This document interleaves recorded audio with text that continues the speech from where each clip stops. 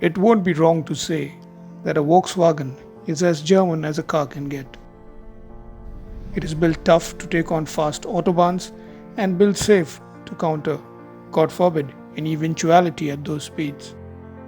A Taigun is no different. Volkswagen has taken the core German DNA, treated it with learnings over the years, and made a car that is truly a unique proposition. A mid-sized SUV that reflects quintessential German engineering heritage, and one that has been made to suit Indian audiences. Design is such a wide topic. It is not just about the looks or the aesthetics. It is as much about purpose, about function. But often the original purpose gets left behind in the flow of time.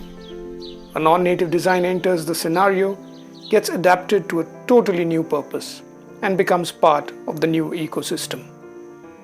The beauty of good design is that it all gels in. So, right here I'm with a Volkswagen Taigun, setting off to find such a place, a design story that came to India from foreign shores, settled down, maintained its international bearings, and became decidedly loved on this land. Coincidentally, that is also the story of this SUV. But to find such a place, I need to cut through mean modern Indian cities. Helps in this comfy and chic piece of equipment, it won't be much of a problem.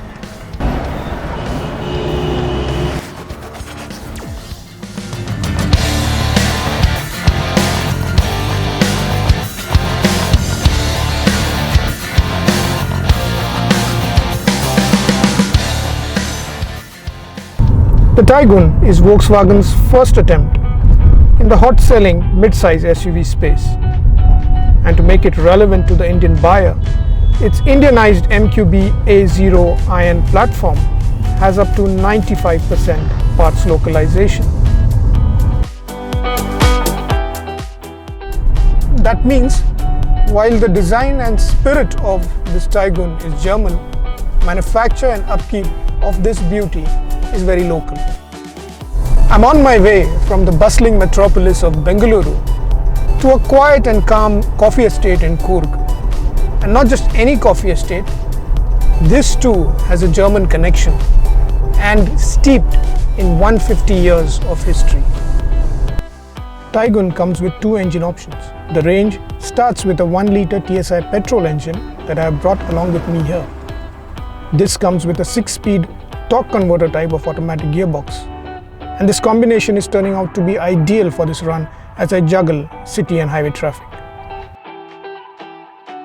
While a Taigun looks Teutonic like most Volkswagens do and should, in this spec it importantly feels a properly plush and powerful SUV on the move, like its bigger siblings do. Ride is pliant and you get a big car feel. The suspension is tuned to offer a comfortable ride that isn't squishy. It feels heavily engineered without feeling heavy.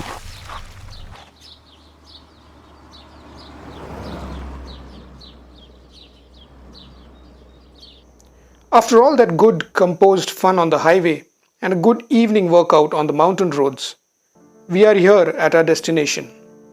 Tomorrow, we will explore its inspiring story.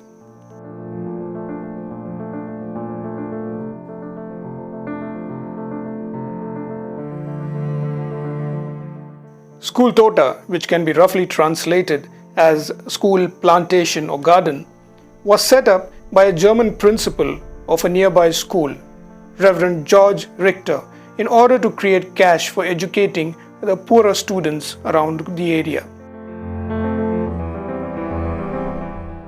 Its cottages yet drip with more than a century of history and heritage.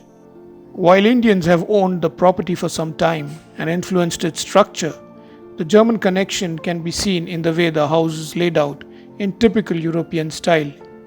The extra-large doors are also a clear giveaway and have a story.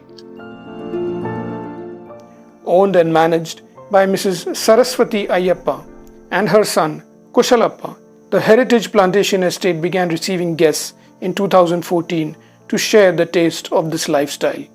My father was also an agriculturist. After I graduated, my father also didn't want me to go out. He wanted me to come to the estate life itself because he thought it was very peaceful. There's no dirty competition like you have in cities. That's what he thought, I think. To tell you, when we bought it from the school, it was 315 acres. And that was divided into two. And we have had, the Kalapanda people have had one portion. And actually it is Kodipani and the people who bought the estate with Kalapanda Achaya. So why is it called School Tota? School Tota because when it was sold, the school peoples, they wanted to run a boarding school, Markara government school. And then so a few of the Coog men got together, collected money, and they bought this place from the government. Okay. It was only 3,000 rupees then. 315 acres. But that was a lot of money at that time. At that time, it was difficult. They had to collect money and buy the estate and gave it to the school.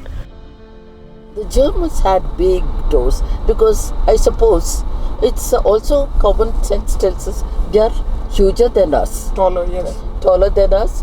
We have smaller doors, and there's one belief that when we enter a house, it's like a temple. We have to respect the house and we bend down and enter the house. So the main door is always a little smaller than the other doors. What an amazing story. Indian land offered to a German with a vision for the betterment of local kids. Now owned and run with care by an Indian family who opened it up to me.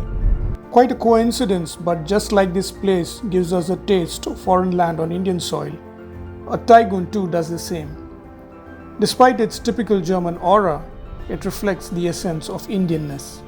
A design that is pleasing to the eye and soul, and a set of wheels packaged in a way to give you a clear sense of invincible technology that its compatriots are known for. Yet, it has completely changed the way we look at a Volkswagen in a better way. Auf Wiedersehen.